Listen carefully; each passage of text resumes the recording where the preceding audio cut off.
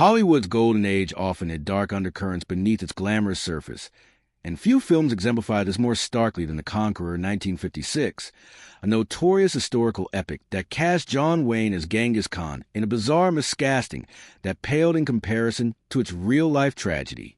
The production was shot primarily in the Utah desert near St. George, an area unfortunately located downwind from the Nevada test site, where the U.S. government had conducted numerous above-ground nuclear tests, including the highly radioactive Operation Upshot Knothole in 1953. Winds carried fallout directly over the filming location, contaminating the soil and air with dangerous levels of radiation. Cast and crew spent weeks stirring up irradiated dust in extreme heat, often over 100 degrees Fahrenheit, while performing action sequences, unknowingly inhaling particles that would haunt them for years. Producer Howard Hughes, ever eccentric, even had 60 tons of that contaminated desert sand trucked back to Hollywood for interior reshoots at RKO Studios, amplifying the exposure. By 1980, a chilling statistic emerged. Of the roughly 220 people involved in production, 91 had been diagnosed with cancer and 46 had died from it. This included major star John Wayne, who succumbed to lung cancer in 1979 after decades of heavy smoking that may have compounded the risk, and Susan Hayward, who also died of brain cancer. Director Dick Powell and supporting actress Agnes Moorehead met similar fates. While some experts debate whether the cancer rates definitively exceeded national averages, given widespread smoking among the cast, the coincidence remains one of Hollywood's most haunting environmental disasters, a grim reminder of how unchecked nuclear ambition intersected with the movie business. The aura of doom carried forward into The Misfits, 1961, John Huston's poignant Western drama that became an unwitting elegy for its stars. Filmed in the harsh Nevada desert near Reno, the production was marred by relentless personal turmoil that mirrored the film's themes of aging cowboys facing obsolescence. Clark Gable, playing the weary Gay Langland, pushed himself through grueling rodeo sequences and horse roping scenes that left stuntmen injured and Gable exhausted. He wrapped filming on November 4th, 1960, only to suffer a heart attack 2 days later. A second, fatal one struck 10 days after that, claiming his life at 59 on November 16th, just weeks before the film's release on what would have been his 60th birthday.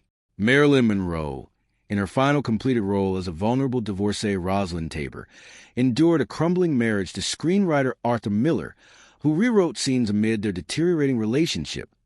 The couple separated during production.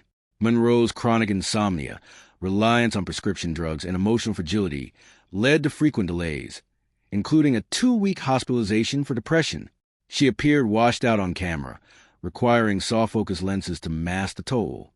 Tragically, Monroe died of an apparent barbiturate overdose on August 5, 1962, at age 36, less than 18 months after the film premiered. Montgomery Clift as the scarred alcoholic Perce Howland brought quiet reliability to the set despite his own demons, alcoholism, pain from a 1956 car crash that disfigured his face, and insurance battles.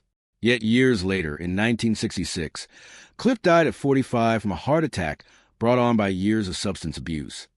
Legend holds he refused to rewatch the film mere hours before his death, perhaps unable to confront its reflections of loss. The Misfits, intended as a thoughtful exploration of fading dreams, became inescapably tied to the real tragedies that befell its iconic trio.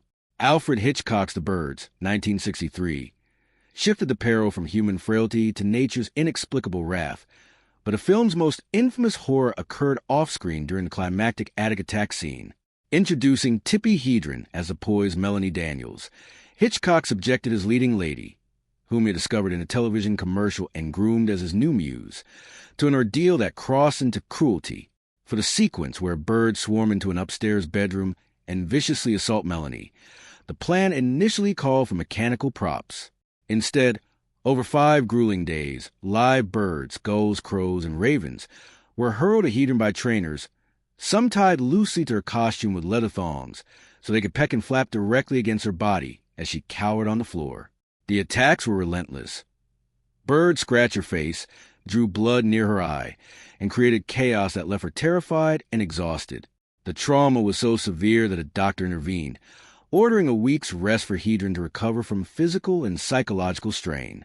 She later described the experience as brutal and ugly, part of a broader pattern of Hitchcock's controlling behavior toward her, including alleged unwanted advances she rejected. The scene, achieved through a combination of real birds, trained ones for close-ups and clever editing, remains one of cinema's most visceral horror set pieces, but at a steep human cost that highlighted the director's perfectionism turning dark. Finally, the eerie prelude to this era's shadows appears in 13 Women, 1932, a pre-code psychological thriller starring Myrna Loy and Irene Dunne. Peg Entwistle, a promising stage actress from Broadway who had relocated to Los Angeles seeking film stardom, landed a small supporting role as one of the ensemble cast. The film, released posthumously, featured themes of manipulation and suicide, but Entwistle's real-life story eclipsed it in tragedy. Struggling with limited opportunities and the brutal heat of that summer, the 24-year-old grew despondent. On the night of September 16, 1932, she told her uncle, with whom she lived in a bungalow below the Hollywoodland sign, that she was meeting friends. Instead, she hiked up Beechwood Drive, climbed a workman's ladder to the top of the 50-foot H, and jumped to her death in the ravine below. Her body was discovered 2 days later, alongside a purse containing a suicide note. Shockingly, the very next day after her death, a letter arrived at her uncle's home offering her a stage role in a play. Ironically, one where her character dies by suicide. Entwistle's only screen appearance became a footnote to her notoriety as the Hollywood sign girl, forever linking the iconic landmark to heartbreak rather than hope.